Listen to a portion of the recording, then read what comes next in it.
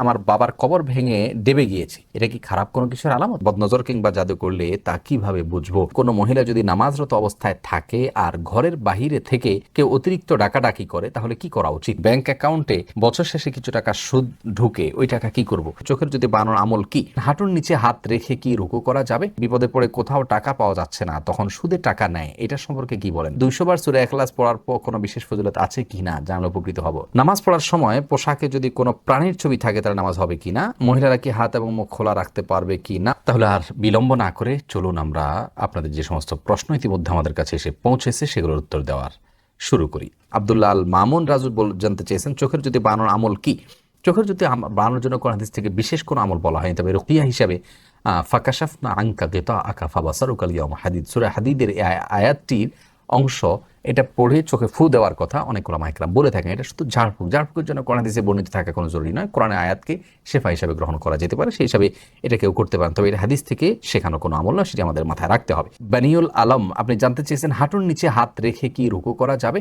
না, হাঁটুর নিচে হাত রেখে রুকু করা যাবে না। হাঁটুর যে গিরা আছে সেটাকে শক্ত করে ধরে, এভাবে আঙ্গুলগুলো ফাঁকা থাকবে, সেটাকে ধরে গিরার মধ্যে হাত দিয়ে দেন আপনাকে রুকু করতে হবে। শেখ শরীফ জানতে চেয়েছেন, অজুরত অবস্থায় বায়ু বের হলে নতুন করে অজু করতে হবে নাকি সেখান থেকে ধারাবাহিকভাবে অজু করতে হবে? নতুন করে অজু করতে হবে, ধারাবাহিকভাবে অজু করলে হবে না। মাঝখানে যদি অজু হাত ধুয়েছেন, মুখ ধুয়েছেন, তারপর বায়ু বের হলে তাহলে শুরু থেকে অজু করতে হবে আপনাকে।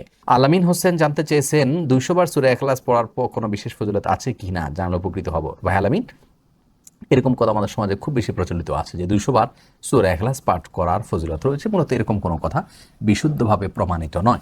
সূরা ইখলাস 200 বার বা নির্দিষ্ট সংখ্যায় পাঠের ব্যাপারে হাদিসে কোনো নির্দেশ নাই। তবে হ্যাঁ, এটুকু বলা আছে সূরা ইখলাসকে সুলুসুল কোরআন বলা হয়েছে, অর্থাৎ কোরআনের 3 ভাগের 1 ভাগ এর সমতুল্য বলা হয়েছে।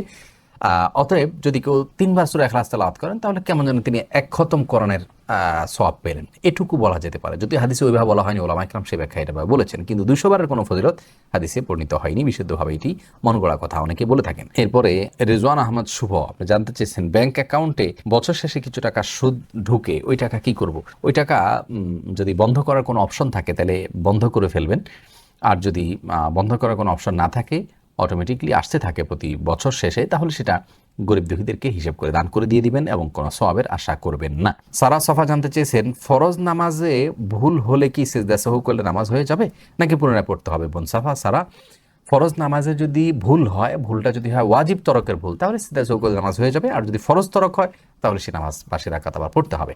আর সুন্নাত তরক হলে কিছুই করতে হবে না, আপনার কোন ভুল হয়েছে সেটা হলো মূল বিষয়। আর সিজদা সাহুর বিষয়টি সব নামাজের ক্ষেত্রে একই কথা প্রযোজ্য, সুন্নাত ওয়াজিব ফরজ সব নামাজের মধ্যে একইভাবে, অর্থাৎ ওয়াজিব তরক হলে সিজদা সাহুর নামাজ হয়ে যাবে। সাদ ভয়েসম্যান এআইডি থেকে আপনি প্রশ্ন করেছেন, আমার বউয়ের মেজাজ অনেক গরম, এখন আমার করণীয় কি? আল্লাহ তাআলা আপনার বিষয়টাকে সহজ করুক ভাই। তার স্ত্রীর যদি মেজাজ গরম হয়, তিনি যদি নিজে বুঝতে পারেন যে হ্যাঁ তিনি মাঝে মধ্যে হট মেজাজি হয়ে পড়েন, তাহলে সেক্ষেত্রে তাকে আপনি পরামর্শ দিতে পারেন আউযু বিল্লাহি মিনাশ শাইতানির রাজিম বেশি বেশি করে পাঠ করা, বিসমিল্লাহির রহমানির রহিম মাঝে মধ্যে পাঠ করা, এগুলো পাঠ করলে আল্লাহ রাব্বুল আলামিন বদমেজাজ মানুষের কমিয়ে দেয়। বিশেষ করে তার যখন বদমেজাজ হবে, আপনি তাকে শুনিয়ে দূর থেকে এটা পড়তে পারেন, যদি পড়েন ইনশাআল্লাহ দেখবেন যার বদমেজাজ কমে গেছে। এবং রাসূল করিম সাল্লাল্লাহু আলাইহি সাল্লামের জীবনে এরকম ঘটনা ঘটেছে যে এক ব্যক্তি রাগান্বিত হয়েছেন, তিনি দূর থেকে বলেছেন আমি জানি একটি কালিমা যেটা পড়লে তার রাগ কমে যাবে, এবং তাকে শুনিয়ে সেটা তিনি পড়লেন, তারপরে লোকটি সেটা অনুসরণ করলেন। তাকে ডাইরেক্ট পড়তে বললে ওই সময়টা তিনি হয়তো রাগান্বিত হয়ে যাবেন, তাকে পড়তে নির্দেশ না করে আপনি তাকে শুনিয়ে হালকা করে বললেন অথবা তাকে স্মরণ করার উদ্দেশ্যে বললেন, এর মাধ্যমে তার রাগ কমতে পারে ইনশাআল্লাহ বিইذনিল্লাহ। তানভীর আহমেদ জানতে চেয়েছেন, আমাদের একটা দোকান আছে, মাঝে মাঝেই অনেকে অনেক কিছু ভুলে ফেলে যায়, এখন আমরা কি করতে পারি? যথাসম্ভব সেটা রেখে দিবেন, মালিক তালাশ করে দেওয়ার চেষ্টা করবেন, তাকে পাওয়ার কোনো সম্ভাবনা না থাকলে সেক্ষেত্রে সেটি কোনো গরিব দুঃখীকে দান করে দিবেন তার পক্ষ থেকে। এরপরে ইমতিয়াজ মাহদি প্লাবন আপনি জানতে চেয়েছেন, বাসায় শ্বশুর শাশুড়ি আছেন, ছেলের বউকে কি সবসময় মাথায় কাপড় দিয়ে থাকতে হবে? না, এমন কোনো কথা নেই, তবে হ্যাঁ শালীনতার মধ্যে যথাসম্ভব থাকার চেষ্টা করতে হবে, এবং শ্বশুরের সামনে বিশেষ করে যথাসম্ভব নিজেকে শালীনতার মধ্যে রাখতে হবে, যাতে করে তিনি বাজে কোনো চিন্তা করার মতো কোনো পরিবেশ তৈরি না হয়, আল্লাহ মাফ করুন। তবে মাথায় কাপড় দিয়ে থাকতে হবে নির্দিষ্টভাবে, এমন কোনো কথা বাধ্যবাধকতা নেই। তানজিদ আহমেদ জানতে চেয়েছেন, বিপদে পড়ে কোথাও টাকা পাওয়া যাচ্ছে না, তখন সুদে টাকা নেয়, এটা সম্পর্কে কি বলেন? দেখুন, অনেক ভাই বোন এই কাজটি আজকাল করছেন। আল্লাহ রাব্বুল আলামিন মানুষকে পরিশ্রম অনুযায়ী তার রুজিতে, রুটিতে, উপার্জনে বরকত দিয়ে থাকেন। আমরা পরিশ্রম করব। আল্লাহ রাব্বুল আলামিন কোরআনে বলেছেন, ফাইদা কুদিয়াতিস সালাহ ফান্তাশিরু ফিল আরদ, যখন সালাত শেষ হয়ে যাবে তোমরা জমিনে ছড়িয়ে পড়ো। আমরা জমিনে ছড়িয়ে পড়বো, উপার্জনের জন্য চেষ্টা করব, ছুটে ছুটে করব। এটা আমাদের কর্তব্যের অংশ। আমরা শর্টকাট ওয়েতে উপার্জন করার চেষ্টা করব না। আপনি ছোট্ট পুঁজি নিয়ে, সামান্য পুঁজি নিয়ে রাস্তার পাশে বসে যান, শুরু করেন এবং অধ্যবসায় করেন, শেখার চেষ্টা করেন, মেধা খাটান এবং শারীরিক পরিশ্রম, কায়িক পরিশ্রম আপনি করেন। এর মাধ্যমে ইনশাআল্লাহ আল্লাহ তাআলা আপনাকে বরকত দিবেন। আস্তে আস্তে আপনি সামনে বাড়তে যাবেন। সুদের উপরে লোন নিয়ে তারপরে ব্যবসা করা কোনো অবস্থাতেই মুসলমানের জন্য জায়েজ নাই। প্রয়োজনে তিনি অল্প খাবেন, ছোট ব্যবসা করবেন। আল্লাহ তাআলা আমাদেরকে হারামকে না করার মতো ঈমানের শক্তি অর্জন করার তৌফিক দান করুন। নামাজ পড়ার সময় পোশাকে যদি কোনো প্রাণীর ছবি থাকে তাহলে নামাজ হবে কিনা, নোমান ভাই জানতে চেয়েছেন, এনএস নোমান। যদি কোনো কুকুরের ছবি কোনো ছবি থাকে, কোনো প্রাণীর ছবি থাকে, তাহলে নামাজ হয়ে যাবে, কিন্তু এই কাজটি খুবই অন্যায় কাজ, খুবই গর্হিত কাজ এবং জঘন্য কাজ।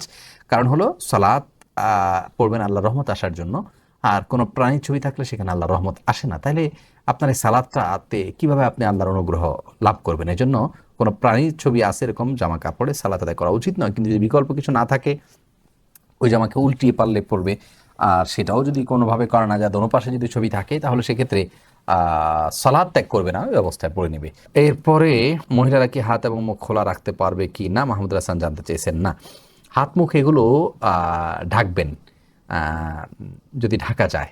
আর যদি ঢাকা না যায় তাহলে সেক্ষেত্রে আল্লাহ রাব্বুল আলামিন বলেছে ইল্লা মা যাহারা মিনহা, যেগুলো এমনি প্রকাশিত থাকে। অনেক ওলামা ইকরাম বলেছেন তার মধ্যে হাতের কবজি, পায়ের পাতা, এগুলো প্রকাশিত থাকে, যার কারণে এগুলো না ঢাকলেও চলবে। ফিতনার এই যুগে মানুষ মেয়েদের কাপড় চোপড় এবং তাদের শরীরের যে কোনো অংশ দেখেই বাজে চিন্তা করে, যার কারণে একজন আত্মসম্মানবোধী মায়ের জন্য সেগুলোকে ঢেকে ফেলাটাই হলো উচিত এবং উত্তম। শফিকুল ইসলাম জানতে চেয়েছেন, কোনো মহিলা যদি নামাজরত অবস্থায় থাকে আর ঘরের বাহিরে থেকে কেউ অতিরিক্ত ডাকাডাকি করে তাহলে কি করা উচিত? যতই ডাকাডাকি করুক না কেন, নামাজটাকে চালিয়ে যেতে হবে যদি ফরজ নামাজ হয়। আর সুন্নত নামাজ হলে যদি ডাকটা শুনে তিনি বুঝতে পারেন যে তার মা বাবা কোনো বিপদে পড়ে ডাকছেন বা জরুরি কোনো কাজে ডাকছেন, মা বাবা যদি ডাকেন, তাহলে সেক্ষেত্রে ছেড়ে চলে যেতে পারেন সুন্নত নামাজ হলে। ফরজ নামাজ হলে কারোর ডাকে, সাধারণ ডাকে যাবেন, নামাজ শেষ করে যাবেন। প্রয়োজন নামাজটাকে একটু তাড়াতাড়ি শেষ করতে পারেন যদি মনে হয় ডাকটা খুব বেশি প্রয়োজনীয় কোনো ডাক। আর যদি কোনো ব্যক্তির মৃত্যুর মুখে পতিত হয়েছেন, এরকম কিছু আঁচ করতে পারেন তিনি, তাহলে সেক্ষেত্রে ফরজ হলেও নামাজ ছেড়ে দিয়ে তার জীবনকে রক্ষা করার জন্য তিনি অগ্রসর হয়ে যাবেন। এটা তার কর্তব্যের অংশ। মোহাম্মদ তাকিব জানতে চেয়েছেন, বদনজর কিংবা জাদু করলে তা কিভাবে বুঝবো? এটা একটু জটিল আসলে। বেশিরভাগ ক্ষেত্রে আপনার রকিয়া যারা করেন তারা এরকম রোগীকে কিছু তেলাওয়াত শুরু করলে তাদের মধ্যে অস্থিরতা শুরু হয়, বিশেষ কিছু আলামত তারা দেখতে পান, তার মাধ্যমে বোঝা যায়। এছাড়া অনেকগুলো পদ্ধতি আছে বোঝার জন্য, যেগুলো আসলে সঠিক নয়। সেগুলোতে কুফরি কালামের আশ্রয় নেওয়া হয়, জিনদের আশ্রয় নেওয়া হয়, অনেকভাবে করা হয় যেগুলো সঠিক নয়। রাখি একটা জানতে চেয়েছেন, আমার বাবার কবর ভেঙে ডেবে গিয়েছে, এটা কি খারাপ কোনো কিছুর আলামত? না, খারাপ কোনো কিছুর আলামত নয়। এটা মাটির কোনো সমস্যার কারণে হতে পারে। কোরআন হাদিস থেকে এটাকে খারাপ কোনো আলামত বলে বলা হয়েছে বলে আমাদের জানা নেই।